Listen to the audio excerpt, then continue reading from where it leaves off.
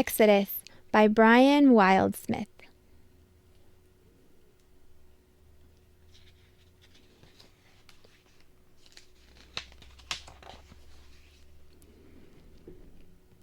When the Hebrews were slaves in Egypt, a Hebrew woman gave birth to a son. Now Pharaoh had ordered that all the Hebrew baby boys should be killed. The mother made a basket of reeds, placed her baby inside, and hid it among the bulrushes. Her daughter Miriam kept watch nearby. Some time later, Pharaoh's daughter came down to the river to bathe. She heard the baby crying and picked him up. She felt sorry for the little boy. Miriam came forward and asked, "Shall I go find one of the Hebrew women to nurse the child for you?" So Miriam fetched the baby's mother. Pharaoh's daughter said, "Look after this little boy for me, and I will pay you." The woman took the baby and nursed him. When he was old enough, she brought him back to Pharaoh's daughter, who named him Moses.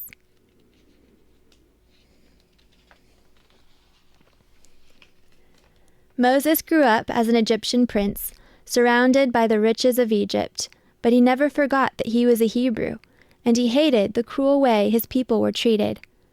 One day, he saw an Egyptian guard whipping a Hebrew slave.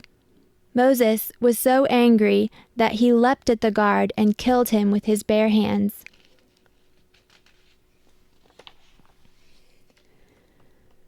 When the Pharaoh heard of this, he was very angry and wanted to kill Moses. He summoned the captain of the guard and ordered him to arrest Moses. But Moses fled to the land of Midian, where he lived and worked as a shepherd for many years. In time, Pharaoh died and was replaced by another king. The new Pharaoh was just as cruel, and the Hebrews in Egypt suffered even more than before.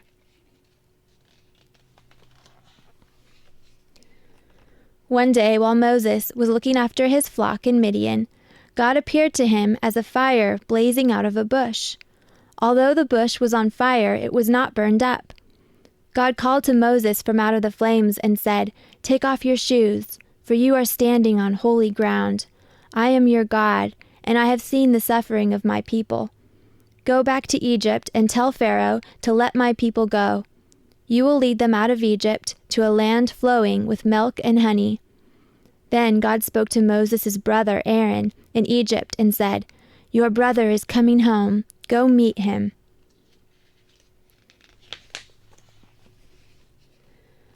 The two brothers met and went to Pharaoh's court together. They said to Pharaoh, "The Lord God has sent us to tell you to set the Hebrews free and let them leave Egypt." "I do not know your God," replied Pharaoh. "Can your God show me a sign?" Then Aaron threw his staff to the ground, and it turned into a snake. When Pharaoh called his magicians to throw down their staffs also became snakes. But Aaron's snake swallowed up all of their snakes. Pharaoh took no notice. "No," he said, "I will not let your people go."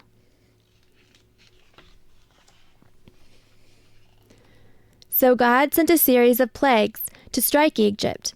The Nile River turned to blood, and the country was invaded by frogs, insects, and flies.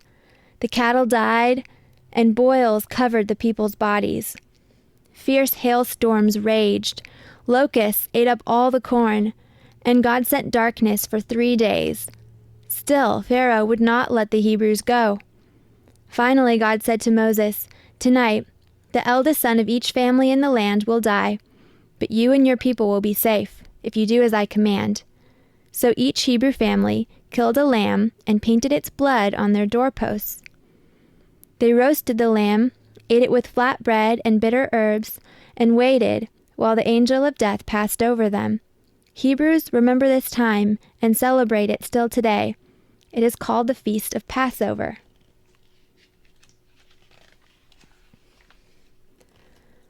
A great cry rose up from the Egyptians, a cry of grief for their dead.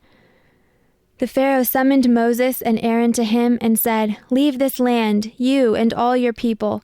Leave, or we shall all be dead." The Hebrews left Egypt that night, more than 600,000 men, together with women and children and their flocks and cattle. Moses led the way, and a young boy named Joshua walked by his side.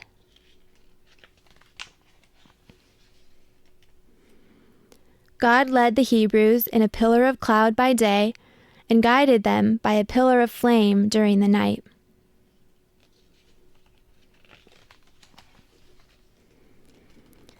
But Pharaoh changed his mind and sent his chariots after the Hebrew people.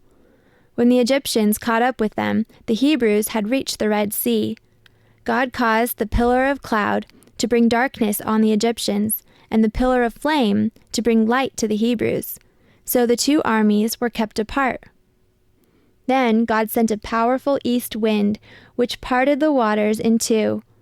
The Hebrews walked through the middle of the sea on dry ground and crossed safely to the other side. When the Egyptians tried to follow, the sea came roaring down on them and swept them away.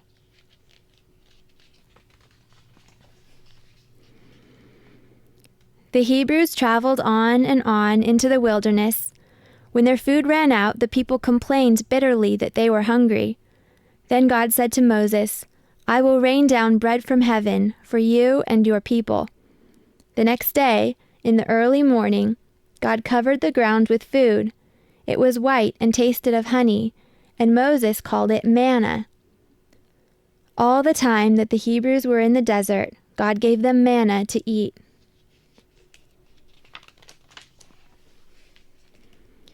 God also sent them flocks of birds, called quails, which they cooked and ate. As the Hebrews went deeper into the desert, the sun beat down on them, and there was no water. They began to quarrel with Moses. "We should have stayed in Egypt," they cried. "We will all die of thirst here." God told Moses to strike a rock with his staff, and suddenly fresh water gushed out, and they all had enough to drink.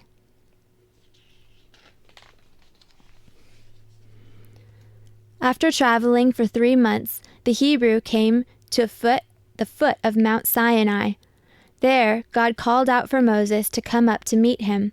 So Moses went up to the top of the mountain amid thunder and lightning, flames of fire, and the blast of trumpets. Then God gave Moses the 10 Commandments, written on 2 tablets of stone. These laws told the people how they should live.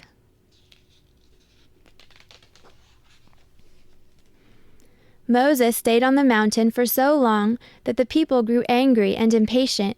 They shouted at Aaron, "What happened to Moses? Where is his God now? Make us another God, a God that we can see." So Aaron collected their golden jewelry, melted it down, and made them a golden calf. When Moses returned, the people were dancing and worshiping the golden calf. Moses was so angry that he broke the tablets God had given him and destroyed the golden calf.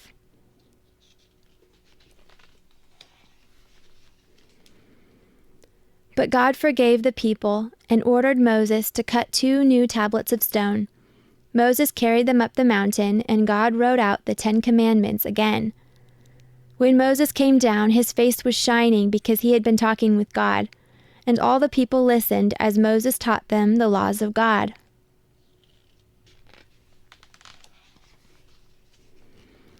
For 40 years the Hebrews traveled through the wilderness, until at last they reached the edge of the Jordan Valley. From the top of a high mountain, God showed Moses the beautiful land of Canaan.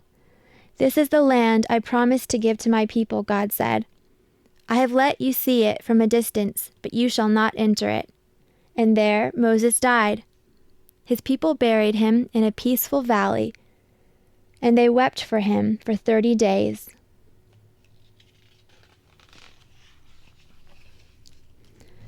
Then Joshua, who had first followed Moses when he was a boy, took his place and led the Hebrews into the promised land. After all their wanderings and struggles, they were a free people at last. They had finally come home.